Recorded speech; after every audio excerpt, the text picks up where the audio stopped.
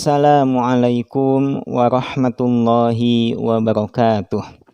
Alhamdulillahi rabbil alamin. Wassalatu wassalamu ala asyrafil anbiya'i wal mursalin wa ala alihi wa sahbihi ajmain.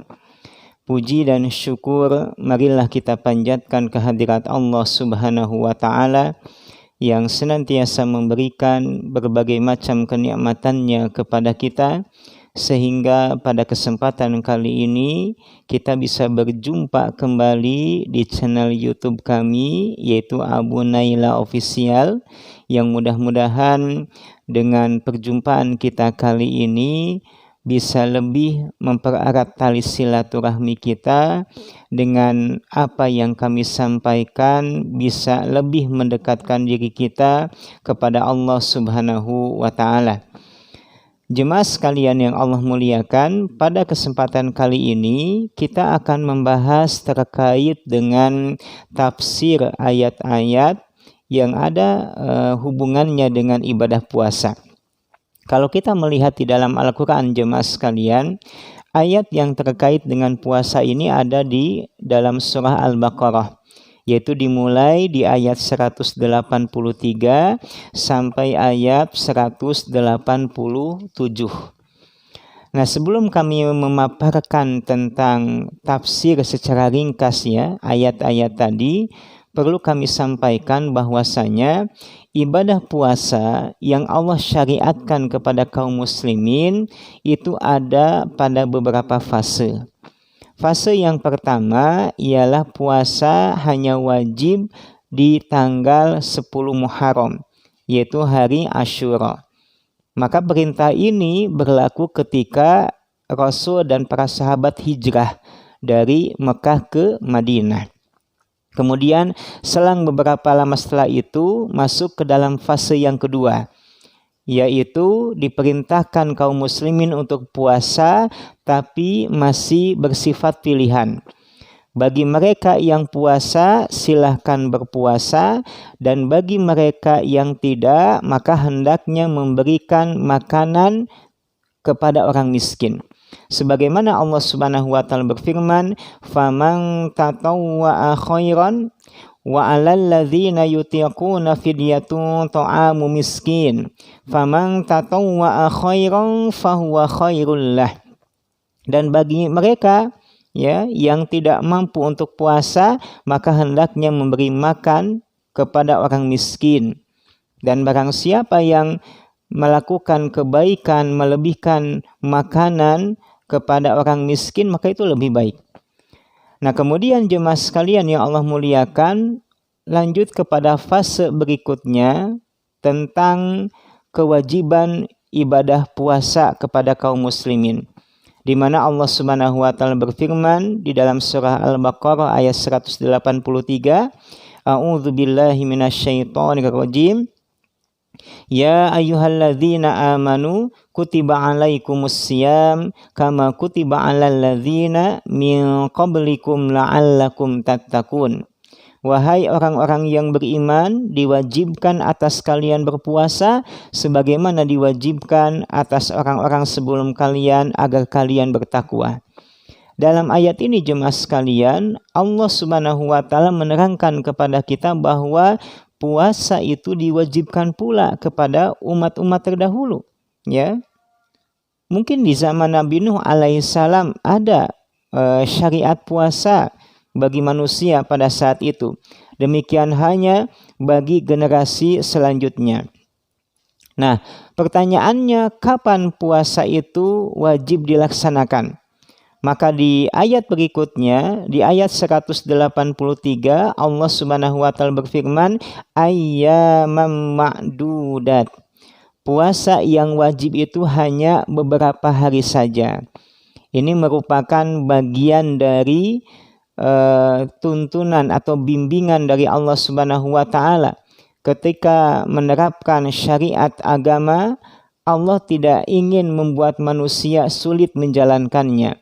Sehingga kewajiban puasa itu hanya diwajibkan setahun hanya satu kali, yaitu ada pada satu bulan, yaitu bulan Ramadan.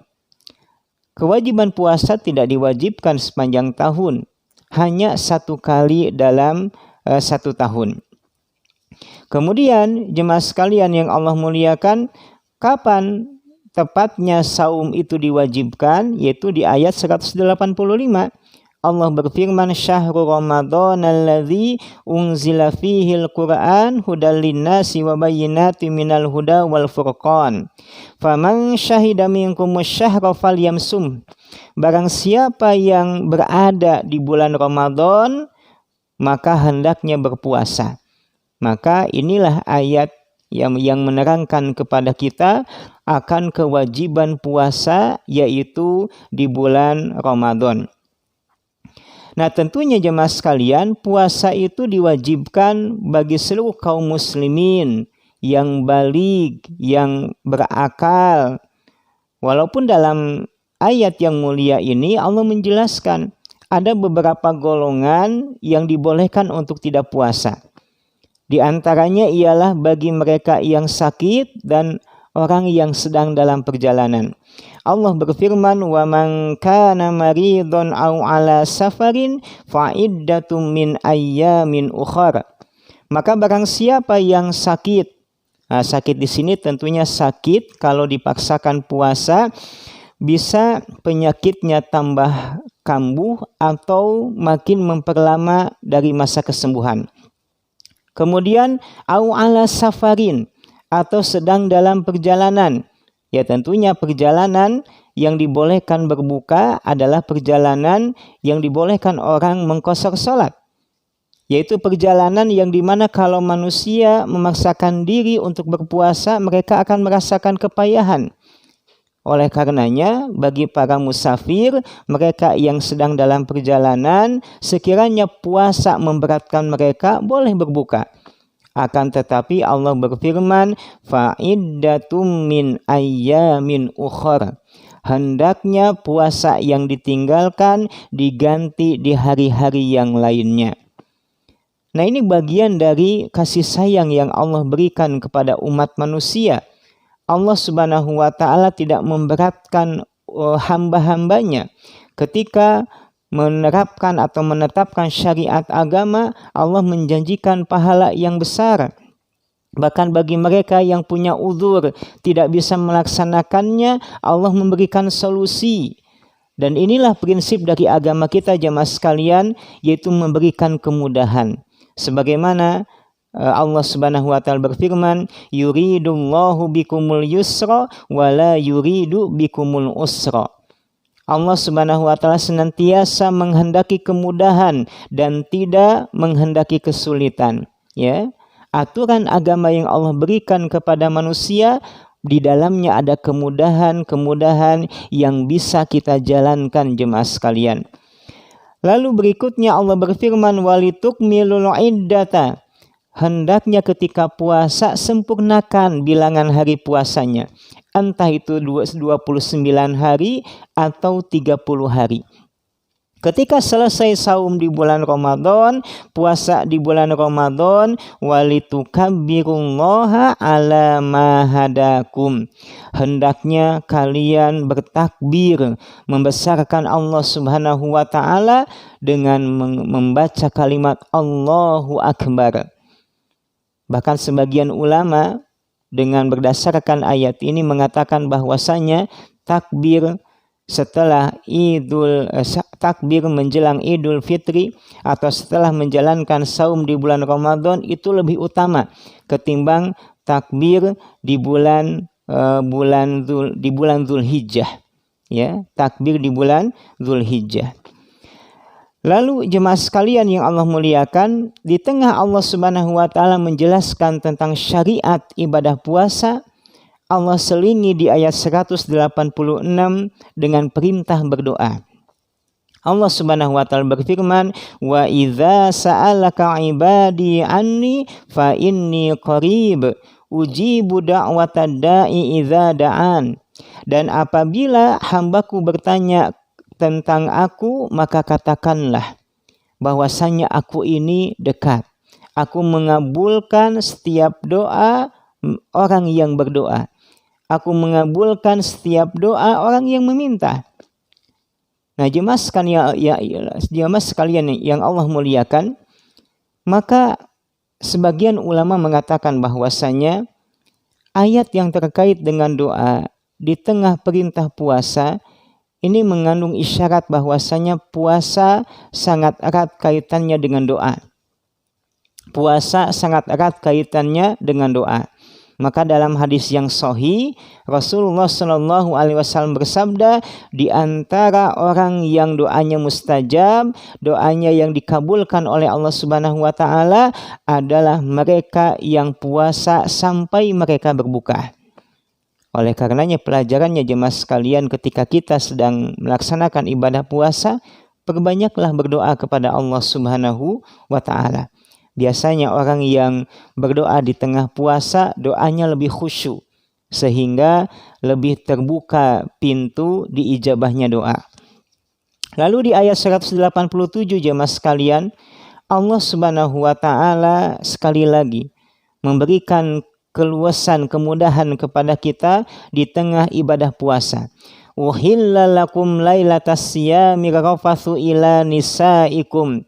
Dihalalkan bagi kalian yaitu berhubungan badan dengan pasangan kalian ketika di malam hari, ya. Kalau siang hari dilarang makan, minum, berhubungan badan. Tapi larangan ini tidak mutlak, tidak selamanya. Ternyata ketika matahari terbenam, maka kita diperintahkan maka kita dibolehkan untuk makan dan minum, termasuk hanya berhubungan badan dengan pasangan. Allah Subhanahu wa taala berfirman, "Fal'ana bashiruhunna." Maka sekarang pergaulilah mereka dan carilah karunia yang Allah tetapkan bagi kalian, yaitu anak keturunan. Ketika matahari terbenam, maka dibolehkan kita makan dan minum. Sampai kapan? Sampai terbit fajar. Wa kulu washrabu hatta yatabayyana lakumul khaytul abyadu minal khaytil aswadi minal fajr. Makan dan minumlah kalian sampai jelas bagi kalian benang putih dari benang hitam, yaitu waktu fajar. Nah, jemaah sekalian yang Allah muliakan, inilah ayat-ayat yang terkait dengan ibadah puasa. Di penutup ayat 187 ini, Allah Subhanahu wa taala berfirman, "Kadzalika yubayyinullahu ayatihi linnasi la'allahum yattaqun." Demikianlah Allah menjelaskan ayat-ayatnya kepada manusia agar mereka bertakwa. Di penghujung akhir ayat 187 ditutup dengan kalimat la'allahum yattaqun, sebagaimana Allah Subhanahu wa taala menutup ayat pertama di surat ayat 183 terkait puasa, la'allakum tattaqun. Ini menunjukkan bahwasanya hakikat puasa, termasuk hanya tujuan ibadah puasa, tiada lain adalah untuk membentuk pribadi yang bertakwa. Semoga Allah Subhanahu wa taala senantiasa memberikan kekuatan kepada kita untuk bisa menjalankan segala apa yang diperintahkannya dan menjauhi segala apa yang dilarangnya. Demikian jemaah sekalian yang bisa kami sampaikan.